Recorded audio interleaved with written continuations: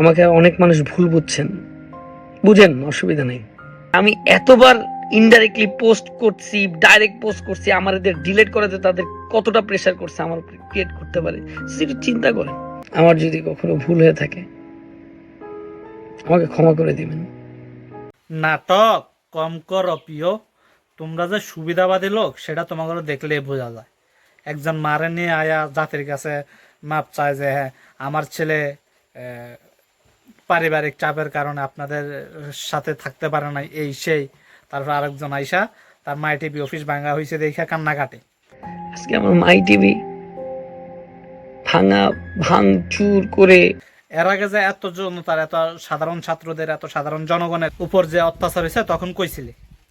তখন তোর কান্না আসে নাই? তখন কি বিবেক কাজ করে নাই, মানবতা কাজ করে নাই যে এদের পাশে দাঁড়াই? মানে হুমকি, আমি প্রথম দিকে পোস্ট করছিলাম, আমাকে বিভিন্ন জায়গা থেকে হুমকি দিছে, এই করছে সেই করছে। ভাই, যারা এই প্রটেস্টের সাথে জড়িত ছিল সবারই এরকম হুমকি দুমকি সব কিছুই আসছে, তারপরেও সবাই এগুলো উপেক্ষা কইরা রাস্তায় নামছে। আর আপনি সাধারণ একটা হুমকি পাই আপনি দমে গেছেন, আবার এখন এসে কান্না করে করে এখন আবার বলতেছেন যে আমি আমি চাপের মুখে ছিলাম, এই ছিলাম সেই ছিলাম। লজ্জা লাগে না ভাই? লজ্জা লাগে না এসব কইতে? আমি বিদায় নিচ্ছি আপনাদের থেকে, এই ইউটিউব থেকে, এই ফেসবুক থেকে, এই টিকটক থেকে। আপনার নাটকে ঘাটতি আছে। আপনি একজন বড় ইউটিউবার, একজন ফেসবুকার হয়েও আমাদের হাসিনা সরকারের সমতুল্য হইতে পারেন নাই। হাসিনা সরকার তো আপনার তো বহুত ভালো অ্যাক্টিং করছে, আপনার অ্যাক্টিং তো হইতেছে না।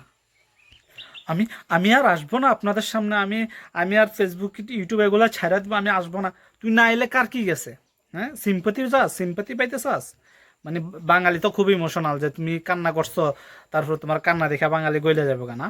মানে মানুষের ইমোশনাল ব্ল্যাকমেল শুরু করে দিছে এখন আইসা। এই যে কান্নাকাটি রান্নাটাই করতেছে না, এটি সব হচ্ছে নাটক, সব নাটক। মানে এখন ওরা তো হচ্ছে সুবিধাবাদী লোক, ওরা তো সরকারের গুণ গাইতে হইব, ওই জন্য ওরা সবসময় চুপচাপ ছিল। যেই দেখছে যে ছাত্রদের আন্দোলন তীব্র হইতেছে, ছাত্ররা একটা গণ অভ্যুত্থান করে সরকারের পতন করে ফেলছে, সেই এখন মানে সরকারের পক্ষ তার কার পক্ষে লইবার, সরকারই তো নাই। এখন সুন্দর মতো আস্তে করে মানে জনগণের সিম্পতি পাওয়ার লেগে নাটক শুরু করে দিস। এরাই আবার যদি দেখতো যে ছাত্রদের আন্দোলন ব্যর্থ হয়ে গেছে, তখন সরকারের পক্ষে যায় সরকারের পক্ষে গুণগান গাইতো। এটাই হচ্ছে হ্যাঁ আসল পরিচয়, এটা জানি না রাখেন, এটাই হচ্ছে হ্যাঁ আসল পরিচয়। এরা এরকমই, যেদিকে সুযোগ সুবিধা পাইব ওইদিকে গুণগান গাইব। আমার বাবা ফয়াজ করিম চৌধুরীকে তোমরা কিছু মনে করো না, পরিবারের চাপেও কিছু করতে পারতেছে না, তোমরা ওরা খেলায় নিও। মানে সালমান মুক্তাদের যে মানে স্যাভেজ রিপ্লাইটা দিছে, কমেন্টটা করছে, পুরা জোস ভাই জোস। আম্মু আম্মু ওরা আমাকে খেলায় নিতেছে না।